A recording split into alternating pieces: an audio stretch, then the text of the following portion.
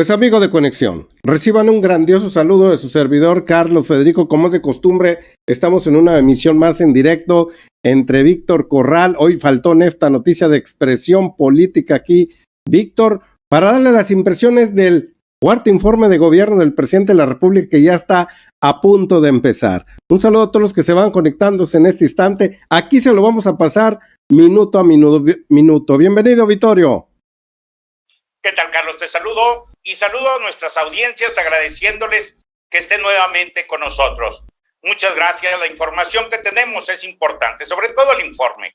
Por lo tanto, Víctor, hoy en día el presidente de la República ha mandado diferentes mensajes a la nación diciéndonos el estado en que se comporta en estos instantes, sobre todo en las cuestiones de seguridad, donde ya ha bajado más del 10% hasta el día de hoy, sobre lo que estuvo anunciado durante mucho tiempo, que en los sexenios anteriores la curva iba en ascendencia, Víctor. Hoy se acható y ya va bajando poco a poquito. Un saludo a todos los que se van conectando en este momento. Empezando el cuarto informe, nos lanzamos para aquel rumbo, Vittorio. Adelante.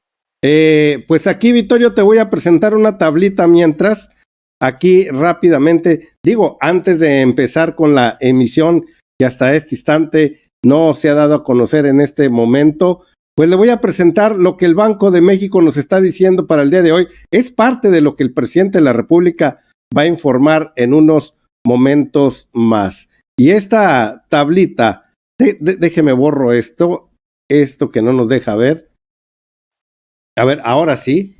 El Banco de México, que quede claro, nos está descartando una recesión económica aquí en México, como los agoreros de la Cuarta Transformación, Víctor, constantemente lo están haciendo, que a México le vaya mal para podérselo restregar al presidente de la República, pues pronostican un crecimiento del 2.2% a pesar de la crisis económica mundial que estamos viviendo en estos instantes. Efectivamente, Carlos, el Banco de México, por instrucciones del presidente de la República, ha mantenido a resguardo, a control, el incremento en los precios de la canasta básica. La inflación nos ha pegado a nosotros como le ha pegado a todo el mundo. Sin embargo, las acciones que está llevando a cabo el gobierno federal han provocado o han permitido en un momento determinado que se tenga mayor control sobre lo que es el incremento de los precios. Lo hemos visto a través de la energía, lo hemos visto a través de el precio de la gasolina, lo hemos visto a través del precio de la canasta básica. Así que, a pesar, como tú dices, de los agoreros, del desastre, que es la oposición, México va rumbo a un gran triunfo aún con estas situaciones.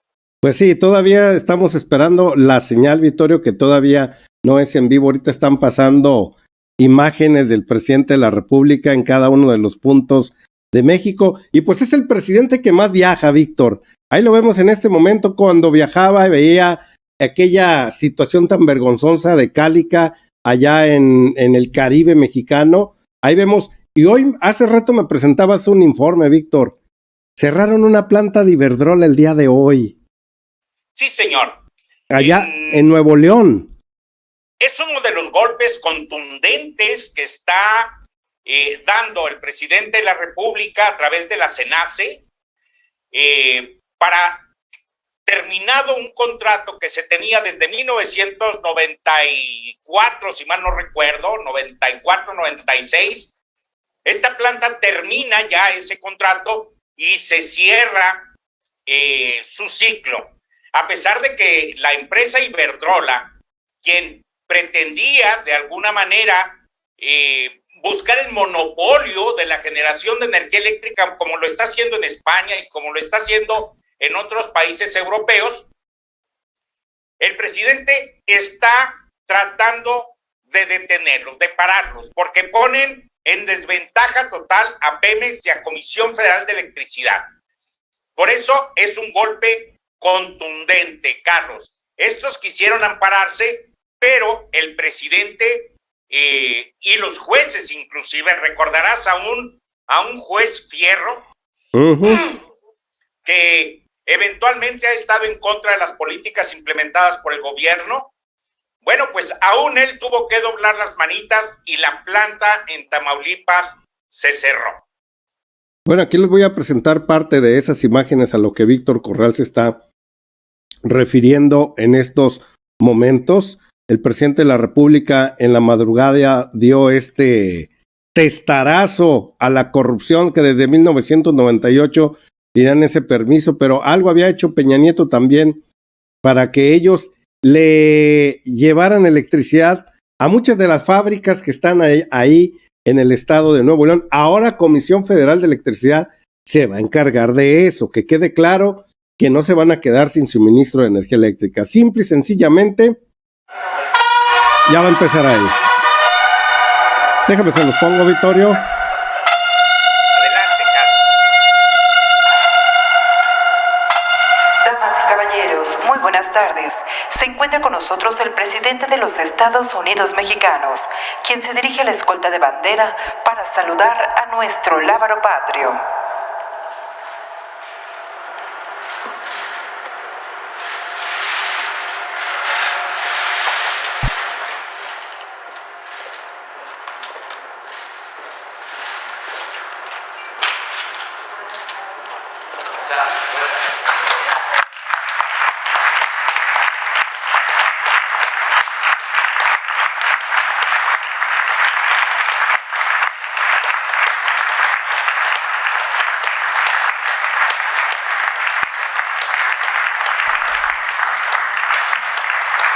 Ahí vemos al presidente frente a los secretarios de Estado, Víctor, Marcelo Ebrard, Adán Augusto. Damos inicio a la ceremonia del cuarto informe de gobierno con los honores al presidente constitucional de los Estados Unidos mexicanos y comandante supremo de las Fuerzas Armadas.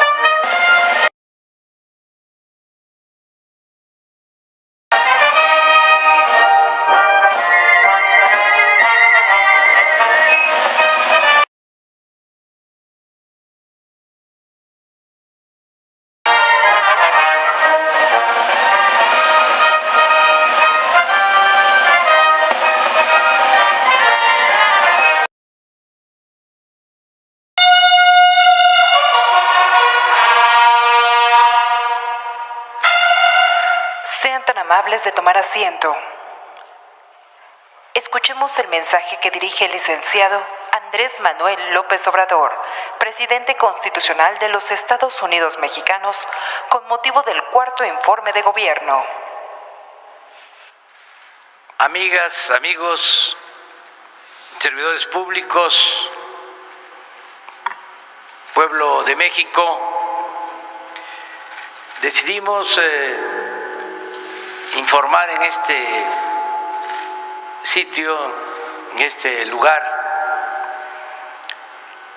histórico que simboliza el arte y la grandeza cultural de México.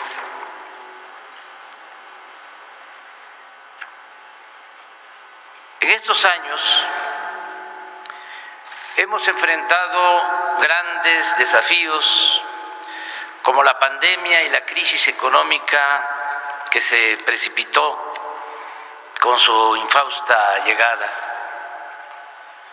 Sin embargo, son estas difíciles circunstancias las que nos ponen a prueba y permiten dejar de manifiesto si funciona o no el proyecto de cambio o transformación que postulamos y llevamos a la práctica.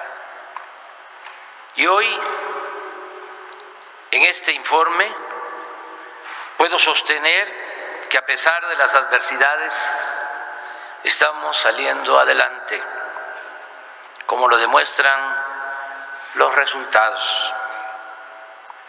Se nos cayó la economía, pero ya logramos recuperar los niveles previos al COVID. Hoy existen inscritos al Seguro Social 21.236.866 trabajadores,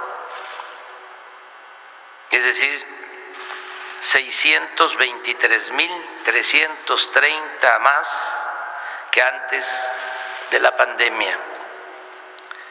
Y lo más importante es que sin crecimiento, según el indicador macroeconómico, pero con una mejor distribución del ingreso, hemos logrado aminorar la desigualdad y la pobreza.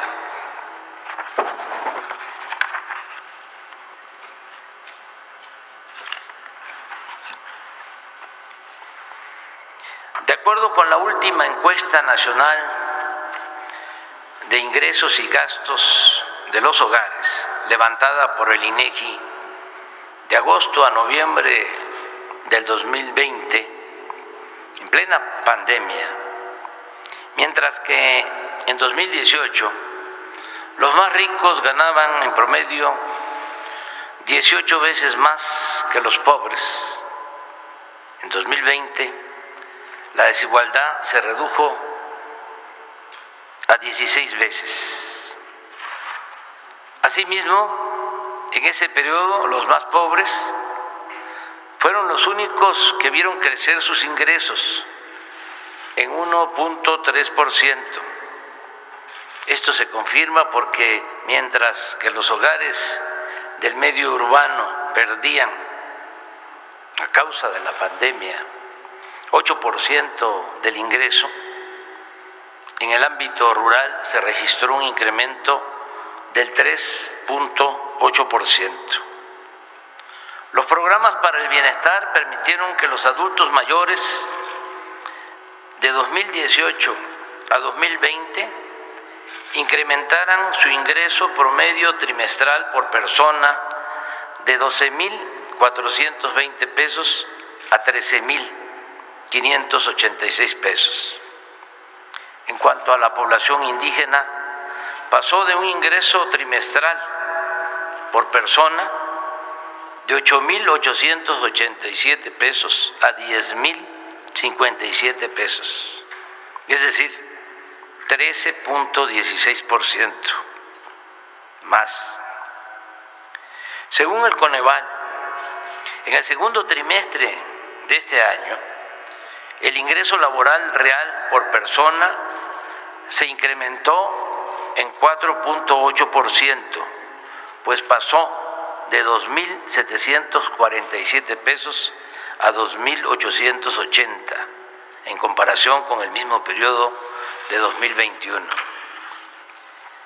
Estos datos reafirman nuestra tesis de que no basta el crecimiento económico, sino que es indispensable la justicia.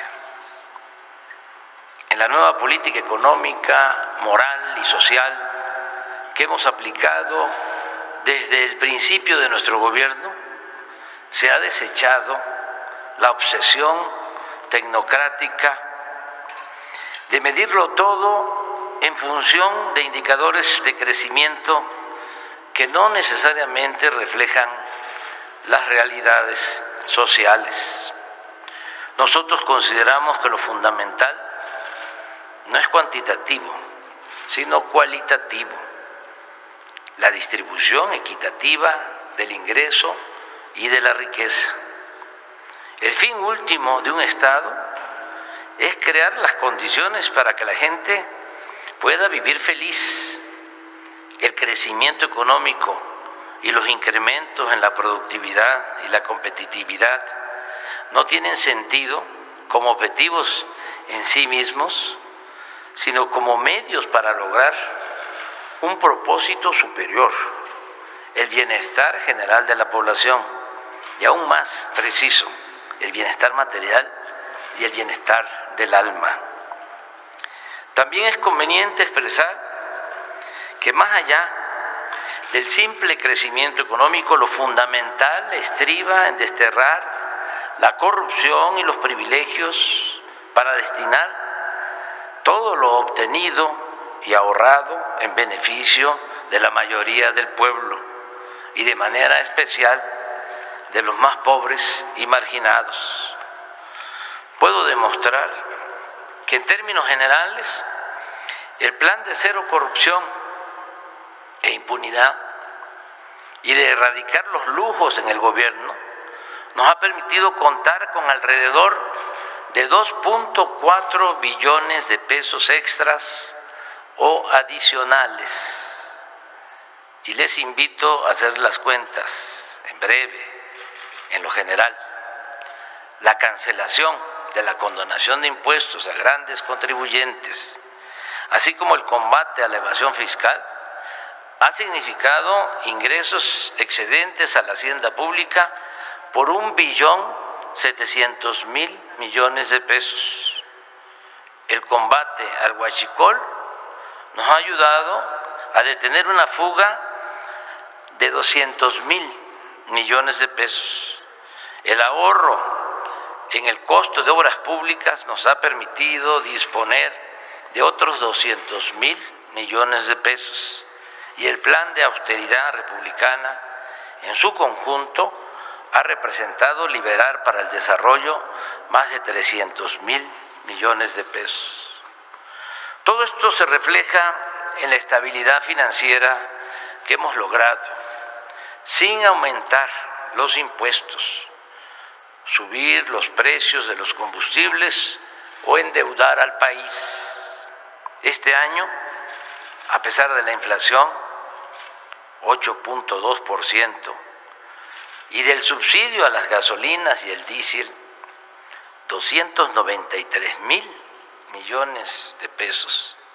Los ingresos del gobierno federal se han incrementado en 2.4% en términos reales, con relación al mismo periodo del año pasado.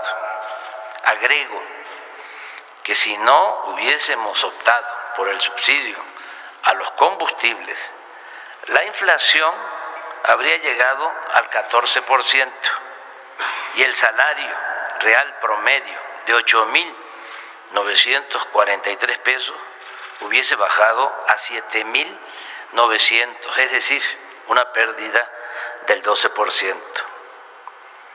En todo el tiempo que llevamos en el gobierno, el peso no se ha devaluado. Ya ha estado en los 3 primeros lugares entre los países del mundo por su fortaleza con relación al dólar. Un buen manejo del presupuesto nos ha permitido incrementar considerablemente la inversión pública y realizar obras de gran importancia para el desarrollo de México. En el sector energético se ha invertido para rehabilitar las 6 refinerías que recibimos, para construir una nueva que ya está en fase de integración para comenzar a producir en Dos Bocas, Paraíso, Tabasco, y comprar la refinería Deer Park en Texas, que es ahora propiedad de la nación. Además, están en proceso de construcción en Tula, Hidalgo y Salina Cruz, Oaxaca, 2 sistemas de coquización para disminuir la producción de combustóleo y aumentar el volumen de gasolinas. Toda esta inversión, que suma alrededor de 24.000 millones de dólares y que se ha realizado sin contratar crédito, nos permitirá desde el año próximo procesar en nuestro país el petróleo crudo, ser autosuficientes en gasolinas y diésel y dejar de importar estos combustibles. La industria eléctrica nacional también se ha fortalecido. Al término de este sexenio, la Comisión Federal de Electricidad, con una inversión de 9.300 millones de dólares aproximadamente, incrementará su capacidad instalada en cerca de 10.000 megawatts con la construcción y modernización de 34 proyectos, impulsando básicamente la generación de energía limpia con la renovación de equipos de 16 hidroeléctricas y con la construcción del parque de energía solar más grande de Latinoamérica, ubicado en Puerto Peñasco, Sonora. Asimismo, con la nueva ley eléctrica que limita los privilegios de las empresas particulares, sobre todo de las extranjeras, la Comisión Federal de Electricidad está siendo rescatada del lucro privatizador que caracterizó a la política neoliberal o neoporfirista, alentada por funcionarios corruptos y antipatriotas.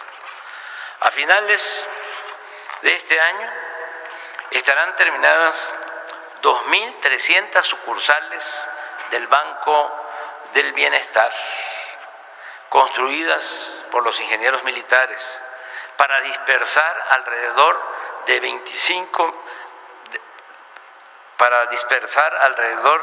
de 500.000 millones de pesos anuales en beneficio directo de 25 millones de familias del país.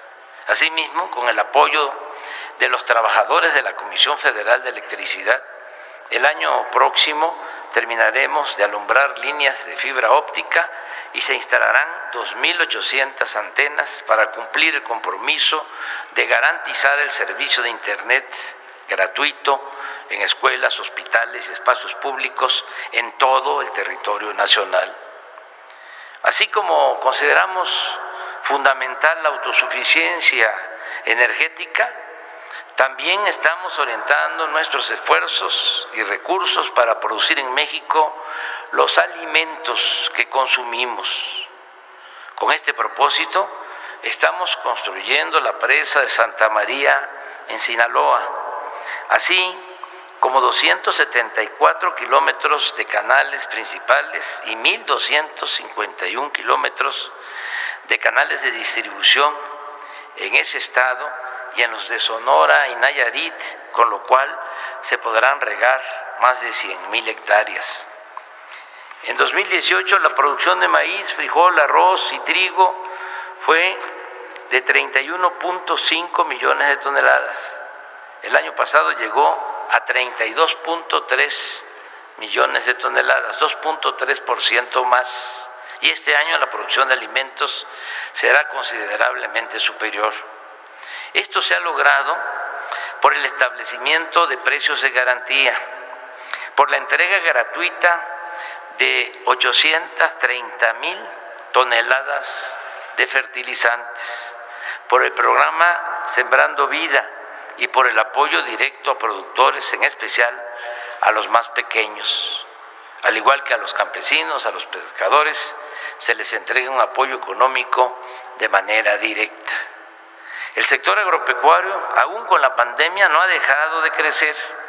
En 2020 la producción aumentó en 1.1%, en 2021 en 1.3% y en el primer semestre de este año el incremento fue del 3%. Hoy puedo informar que ya somos autosuficientes en producción de frijol. Es notorio que la inversión pública ha reactivado la industria de la construcción y que al hacer las obras y la infraestructura que requiere el país, hemos logrado el efecto multiplicador de crear muchos empleos y promover el crecimiento económico, sobre todo en lo regional. Aquí destaco la construcción del aeropuerto Felipe Ángeles, cual fue dirigido por ingenieros militares y materializado mediante la contratación de 1,498 pequeñas, medianas empresas, generando con ello 169,312 empleos.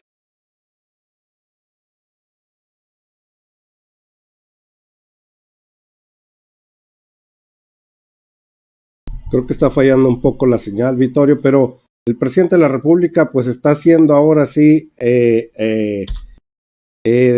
expresando lo que en estos momentos está... Los caminos artesanales de concreto y mano de obra comunitaria de Hidalgo, Veracruz, Guerrero y Oaxaca, así como la construcción de 40,516 kilómetros de carreteras, así como la conservación de 40,516 kilómetros de carreteras libres de peaje en todo el país, lo que ha implicado destinar sin precedentes un presupuesto global en México en 4 años de gobiernos neoliberales. 68,641 millones de pesos.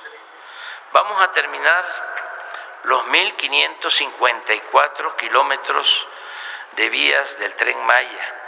Y a partir del mes de julio del año próximo comenzarán a llegar los 42 trenes con 219 vagones que ya se fabrican por manos mexicanas en Ciudad Sagún, Hidalgo, y que darán servicio a turistas y pasajeros locales del sureste de México. Aún superando varios obstáculos, vamos a cumplir el compromiso de que el Tren Maya sea inaugurado en diciembre de 2023. También se están rehabilitando las vías férreas para trenes de carga y pasajeros de Salina Cruz a Coatzacoalcos, de este puerto a Palenque, Chiapas, y de Ixtepec, Oaxaca, a Ciudad Hidalgo, Chiapas, en la frontera de México con Guatemala. Se terminó el tren urbano de Guadalajara y estamos por iniciar el de Tlajomulco, en Jalisco. El año próximo se inaugurará el tramo del tren Lechería al aeropuerto Felipe Ángeles para llegar en 45 minutos de Buena Vista, en el centro de esta ciudad, a esa terminal aérea. De igual forma, en diciembre del año próximo empezará a operar el tren a Toluca. En fin, al término de mi mandato, dejaremos funcionando un sistema de trenes de pasajeros con más de 2,000 kilómetros, algo no visto en varias décadas.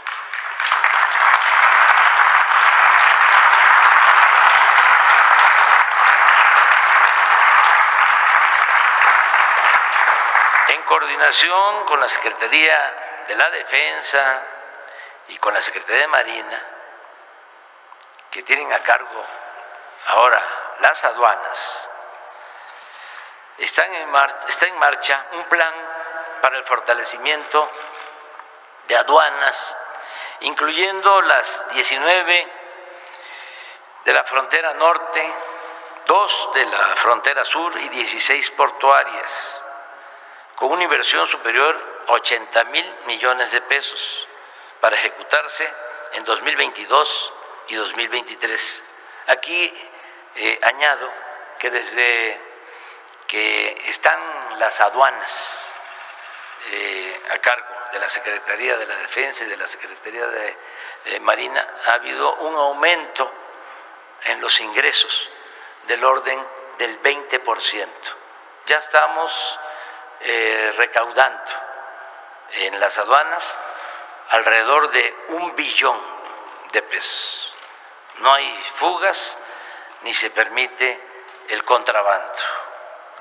También se han invertido más de 38,000 millones de pesos en mejoramiento urbano en 135 municipios del país, donde se han construido 151 unidades deportivas, 293 parques, malecones, espacios artísticos y culturales, 44 mercados, 162 escuelas, 22 centros de salud, 218 calles y redes de agua potable, así como la reconstrucción de 6.720 edificios públicos y 1.945 templos históricos e inmuebles culturales afectados por los sismos de 2017.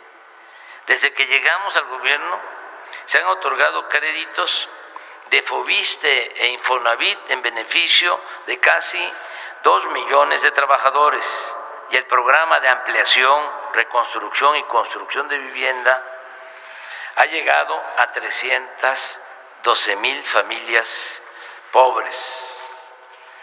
Se han declarado 5 sitios o zonas naturales para la protección de 127,249 hectáreas de flora y fauna, así como 139,749 hectáreas destinadas a ese mismo propósito con la anuencia voluntaria de ejidos y comunidades.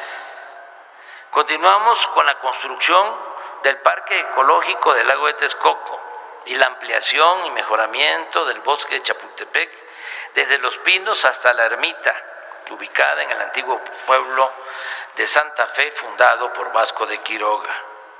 Agrego que estamos construyendo acueductos como el de la presa Picachos a la población de Concordia, en Sinaloa.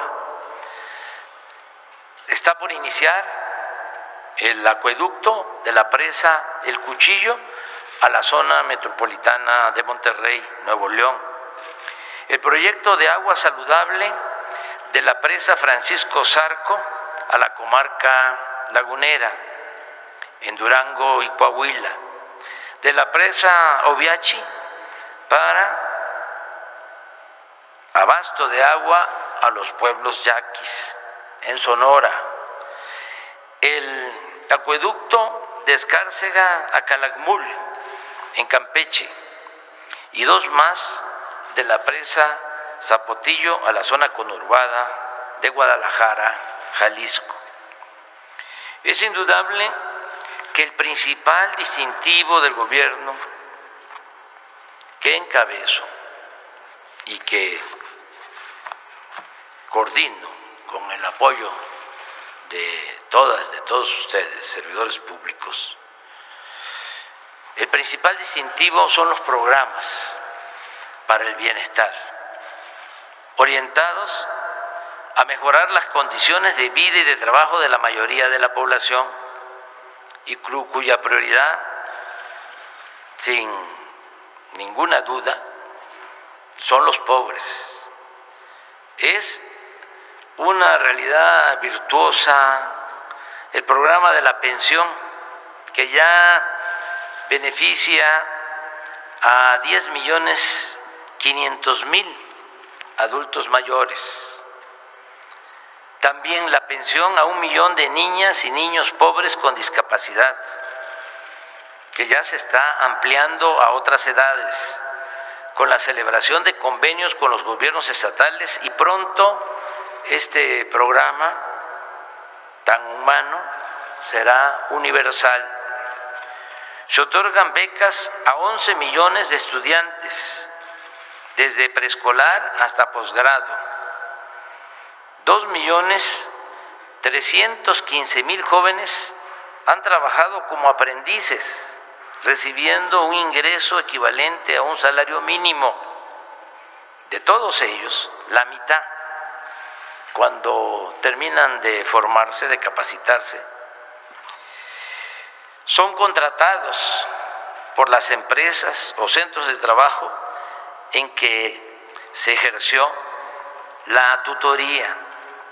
De igual forma, se apoya con un jornal permanente a 449,570 sembradores que trabajan cultivando sus tierras, sean ejidales o pequeñas propiedades, en una extensión total de 1,123,925 hectáreas. organizados en 18.615 comunidades de aprendizaje campesino, con 15.132 viveros y biofábricas en 21 estados de la República. En materia educativa y cultural, destaco que luego de la pandemia, poco a poco, hemos regresado a la normalidad. Mis respetos a las maestras y los maestros de México. Son, de verdad, apóstoles de la enseñanza, y por eso atenderlos y mejorar sus condiciones laborales es un compromiso ineludible. Informo que hemos basificado a 650,000 trabajadores de la educación y se aumentaron más los salarios a los que ganan menos.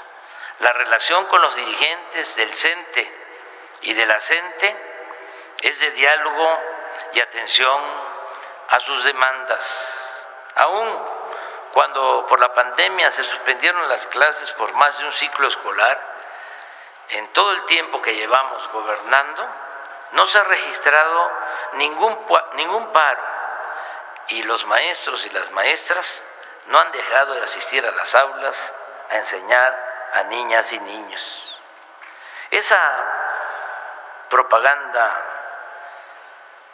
vulgar, sucia, de que los maestros no trabajaban y eran rebeldes sin causa, ha quedado en el basurero de la historia, así como la llamada reforma educativa neoliberal y privatizadora que la engendró. Ahora, con la participación y consenso del Magisterio Nacional, también con la participación de madres, de padres de familia, se han aprobado los nuevos contenidos educativos verdaderamente científicos y humanistas, que ya se darán a conocer en los primeros nuevos libros de texto. Se sigue aplicando y extendiendo el programa La Escuela es Nuestra. Desde el inicio hasta finales de este año habrán recibido presupuesto para el mantenimiento de instalaciones educativas y atención a estudiantes pobres 113,000 comités de madres y padres de familia. Es decir, estamos a punto de atender, de llegar al 66% de todas las escuelas, de todos los planteles de educación básica del país. Además del histórico número de becas otorgadas en este gobierno, repito, 11 millones, ya están funcionando 145 universidades públicas con distintas carreras del sistema de educación superior Benito Juárez García, donde estudiarán en este ciclo escolar 64,000 alumnos de pueblos y municipios marginados. Y añado que se crearán 55 universidades más, estas últimas para la formación de médicos y enfermeras, a fin de revertir el déficit de profesionales de estas especialidades. Precisamente en materia de salud pública, una vez terminadas las acciones que emprendimos con urgencia para salvar vidas por la pandemia, estamos concentrados en crear uno de los mejores sistemas de atención médica universal y gratuita del mundo. Ya prácticamente hemos terminado en 3 estados, Nayarit, Tlaxcala y Colima. En estas entidades federativas se han rehabilitado y equipado centros de salud y hospitales. El abasto de medicamentos está en estas 3 entidades federativas en el 95%.